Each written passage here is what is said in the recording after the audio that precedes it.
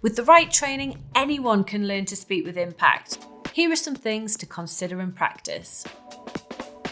Confidence starts with your body language, but it's easy to slip into bad habits, especially when nervous. So always perform this quick mental checklist before speaking.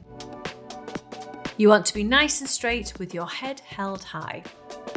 Make eye contact with your audience and take in the whole room. If you're delivering the talk virtually, make sure you keep eye contact with the camera and not your own image.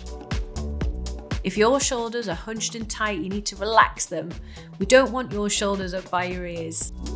Are your arms relaxed and down by your side? Try not to fold them in front of your body, as this can make you look nervous or a little closed off. You can use your hands to emphasize points during your speech, but don't overdo it to the point where they distract from what you're saying.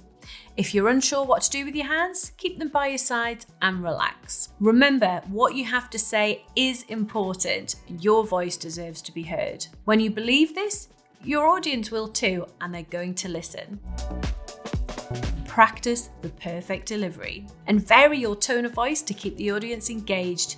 You might have an excellent script, but if your voice is monotone, it will come across as boring. I recently listened to a great episode of Stephen Bartlett's Diary of a CEO podcast where he was speaking with a speaker expert, and they were talking about the importance of varying the tone of your voice. Stephen Bartlett even said that he has had really high profile guests where he's recorded an episode with them but had to delete it as their voice was just too boring. So the key takeaway here is you need to vary your tone and keep people interested. You might think some people are just natural at speaking, but the key is that they practice their skills. You can be just as confident if you put in the work.